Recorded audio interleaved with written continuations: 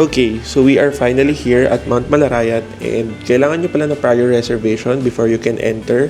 So after nyo mag-register, meron kayong ma-receive na text with reminders and you just have to present your phone sa guard dito sa front gate.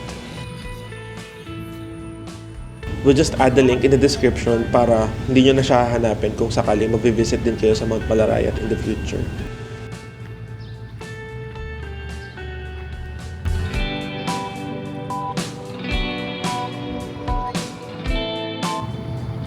Okay, so for reference again, we parked there. So yeah, Nili is there.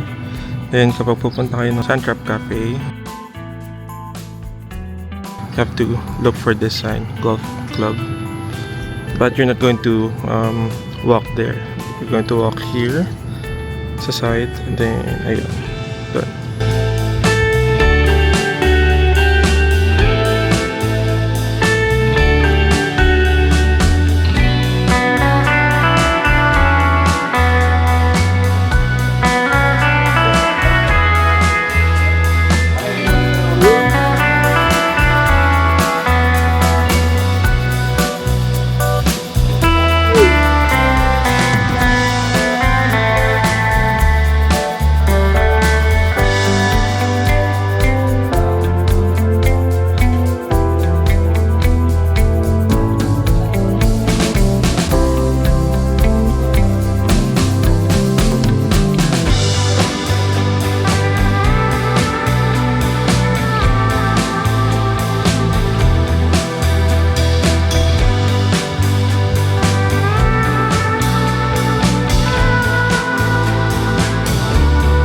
Okay, so we ordered yung 5+1 promo nila sa bread and sabi ni Glycel, yung servers daw yung pipili nung flavors na isa-serve nila sa inyo. So, here we have the ensaymada, then the leche flan Danish.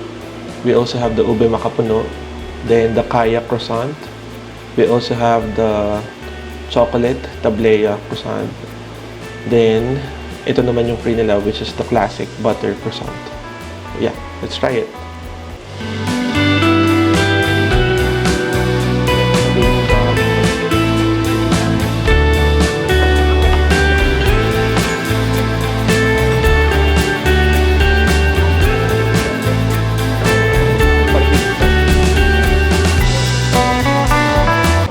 Also, I asked Glycel to buy me a coffee because I feel like okay siyang compare nitong pastries.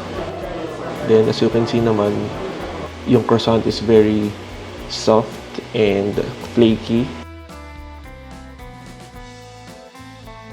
I also like the texture. So yan. I really just wish na sana pala hot chocolate yung in-order ko. Kasi feeling ko mas bagay siya dito sa croissant.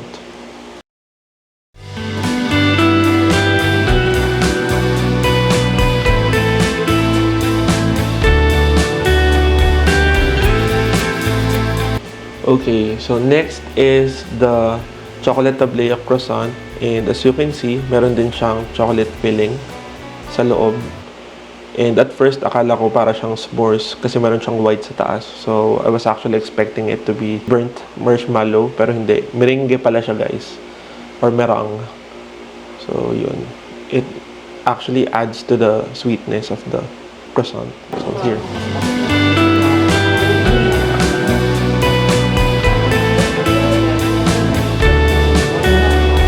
Next, we are going to try the kaya croissant, which is the buko pandan flavor.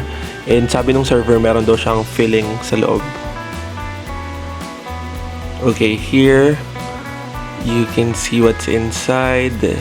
It's actually a green gooey thing. So yan yung buko pandan, but it kind of reminds me of Nickelodeon's green slime, if you know what I mean. This is the kaya croissant, which is basically yung makapuno. Pandan. Ito yung makapuno. Buko pandan pala. Diba? Pero yung makapuno, same lang. Okay, so the next flavor that we're going to try is the ube makapuno croissant. So siguro kumain ko na lang ulit to show you what's inside. Here you go. As you can see, there's a lot of ube and makapuno.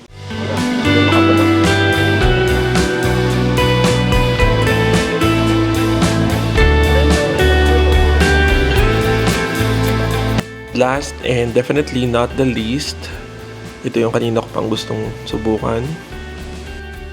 This is the ensaymada croissant. Yan. There's also lots of cheese at the top.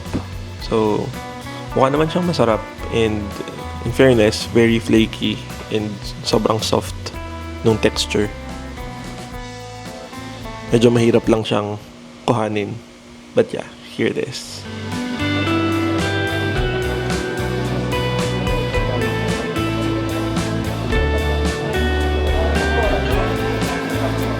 Meron kaya?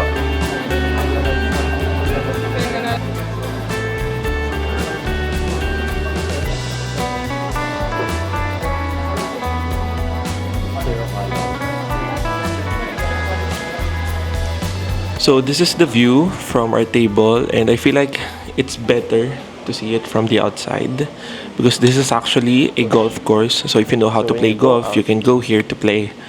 That said, I'm ending this video with a montage. Thank you so much for watching. Feel free to like and subscribe to our channel. And if you have any questions, feel free to put it down in the comment section. And yeah, we'll see you on the next one. Thank you. Bye.